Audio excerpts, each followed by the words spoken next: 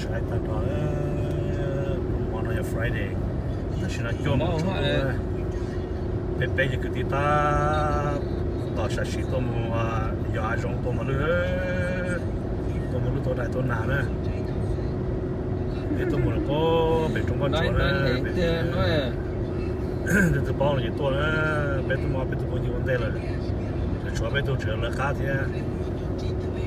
bé vấn đề này từ bao giờ bé mua từ là cá tuổi nữa chỉ là cá tuổi thì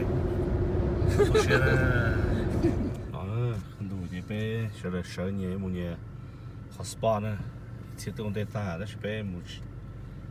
chỉ để để bé một ít nhiều lý do đó chỉ mà nó tới trò mong tàu mấy rồi bé một con nó tí tàu à thì đi bé cho nó thì dễ ít số mong cái nhặt giỏ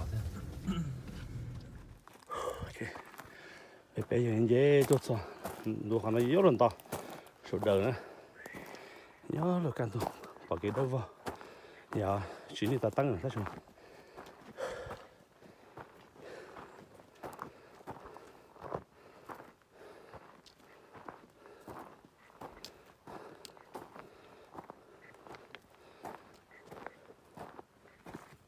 tôi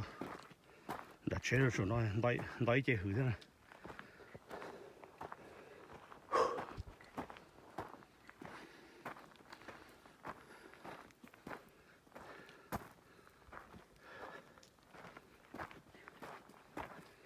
đọc lại luôn sao có tiền kìa trong hàng lo ta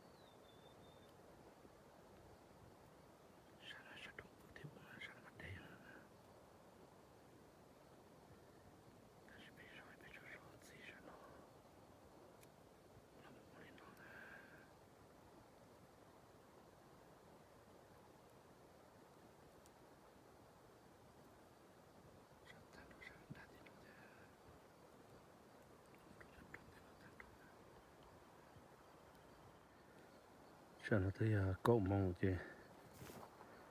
bỏ ra chỉ đi nè chỉ nói lúc sau phản ra họ tôi là nó này tiểu ta tầm ba sáu xí à chỉ là cái là một xí không nhiều bao số đỡ bao số kế số nè cũng mới giờ cứ chỉ là lúc trong thì nó thì sát thú nó ta giờ người bao đã rồi bữa nào cho mình thú à lúc chỉ thú nó lò nó hiện giờ sát tỏ lò hiện giờ là sát thì nó chỉ cũng mà bỏ ra ta sẽ giờ thì nó giờ sát thì nó giờ làm đấy cơ giờ còn sát thì nó thôi không có đại lý thì nó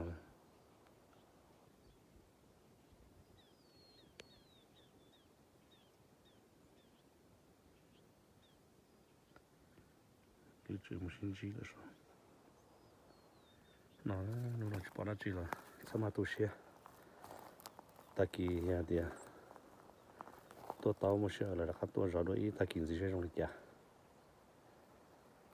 cho chia nó mà để chia nhau này là một lá gì sẽ chỉ một là rón ra thôi đây là một lá nữa cho đợi nó ra ôi cho cái thằng số nó nhớ cái số nó bao nhiêu nè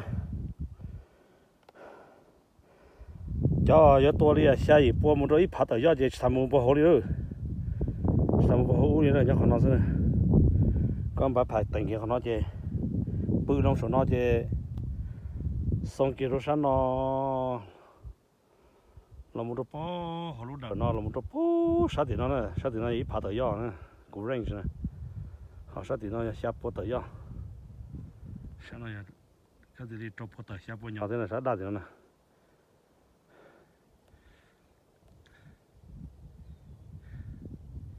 但是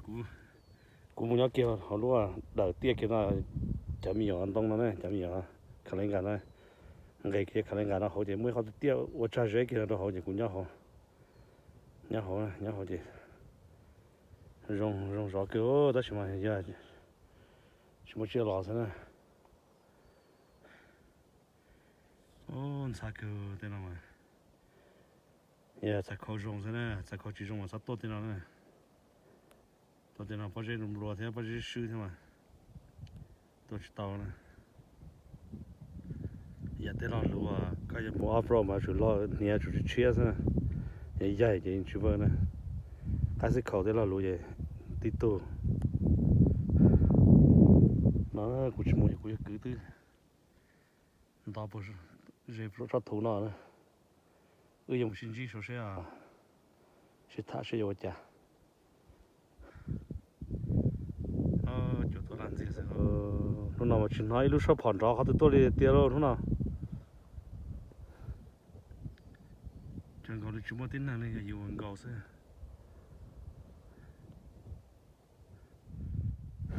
chuyện gì chập lá xa là bố sụ nè muốn nói về chuyện gì đó chắc không gì trong sai nên là cũng gì thế cũng chỉ sai này xa thôi mà gì tao chỉ tao rồi thế này mà rồi mà rồi một số thứ là sát thế này nhiều cái muốn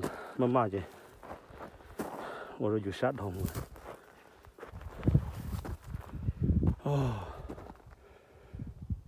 nó chỉ tao xía là tao nó xía tao nó mà cái xía tao nó lo hết đi cho nó thì chỉ là đi thế là chú có đảo rồi thôi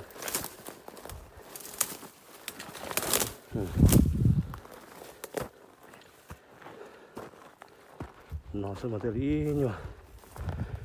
saiอยู่นะnó chỗ này phần chỉ nhà khá sẽ gì những ra rồi nhà là nó có như nó phò nhà thế gì chuyện dần đã cao rồi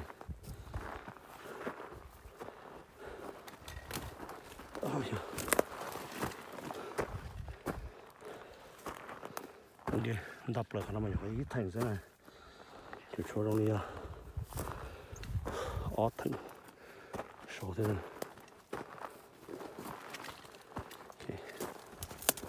ok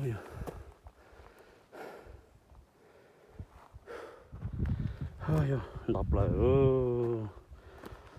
lại nó mà xe can đi được thế này sao tao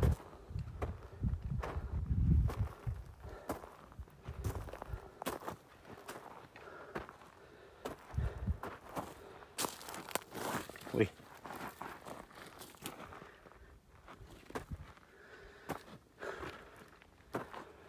đập lại kì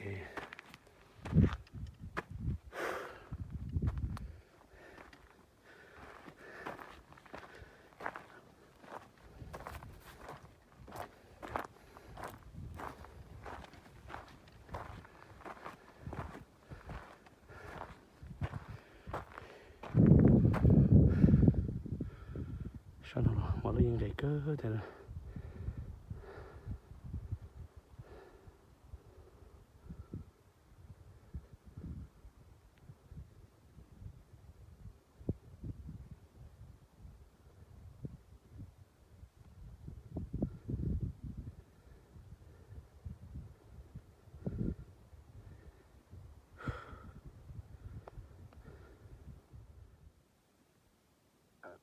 giờ nó chơi chuyện gặpพ่อแม่tôi rõ nào thế hạt thua nó lia vào thế này chỉ bảo đểผมมันนานนะแต่ชีวิตตอนเป็นตัวเหตุตัวโตว่าเป็นตัวนอกใช่ไหมchỉ bảo sẽมีนะผมมั่วเหรอ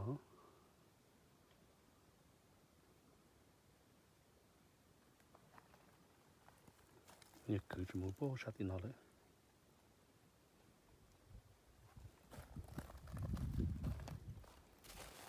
我去看一下。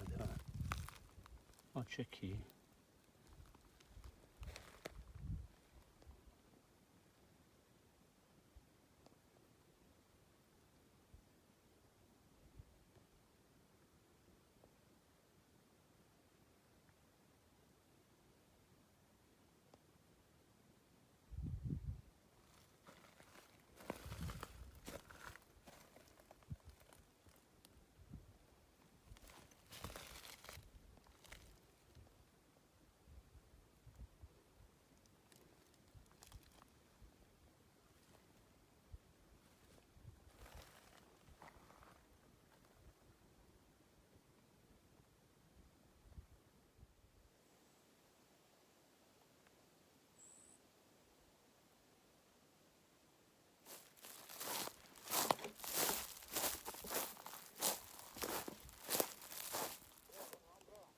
Sau nó là nó rồi bây giờ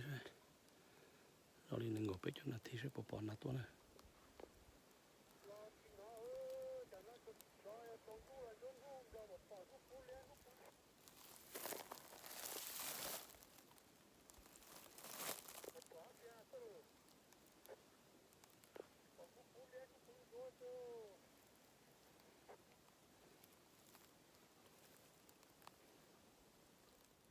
tôi tôi nạp bóng thì nó nữa tôi bữa thì chắc chắc khi là chắc tôi thì nó bóng thì là một cái thật sự touch tao là trận đầu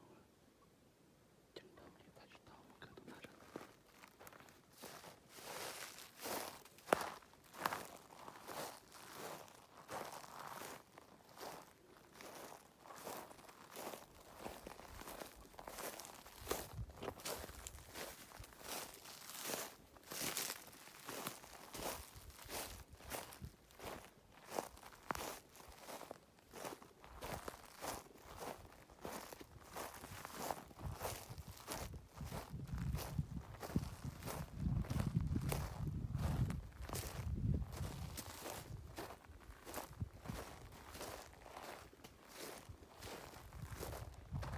tôi đến tôi học thôi nha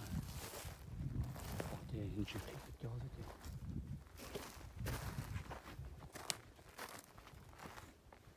sai gì này sai cái đồ rất thôi nó là lỏng cái đồ to ra cái lỏng này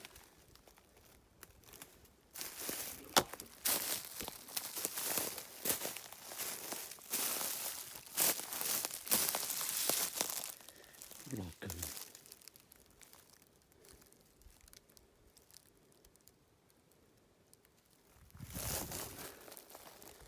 lỏng cái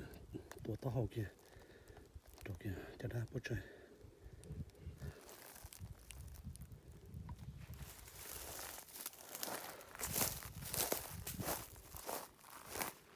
不对。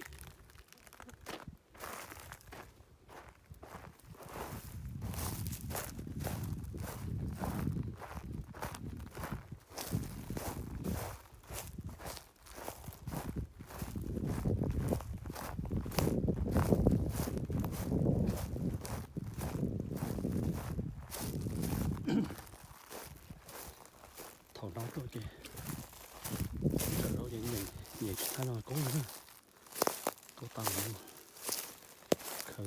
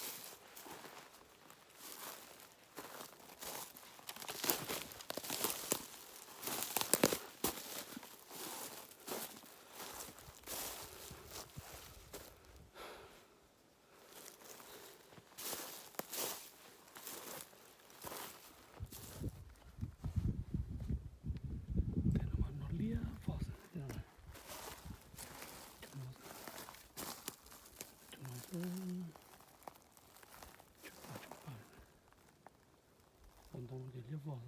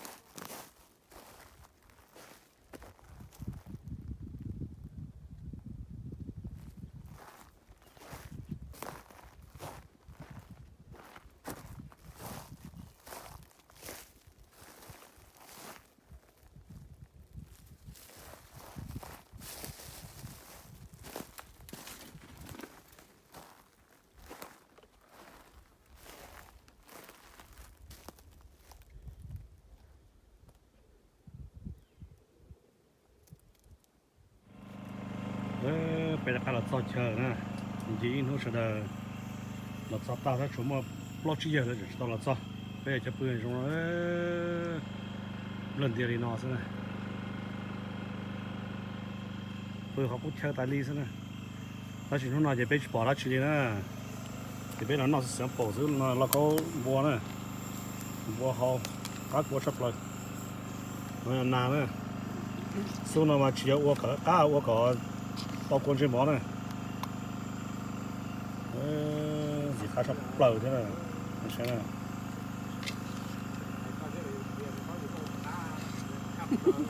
ô nó mà khá sắp lờ thôi thì sát trâu vậy tí chuyện năng cái này nó cua là sao nó có này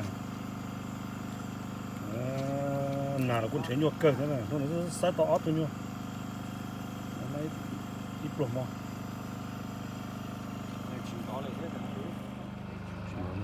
chẳng điểm lì thế thì có một tổ thì bây giờ là 6 này đây là 4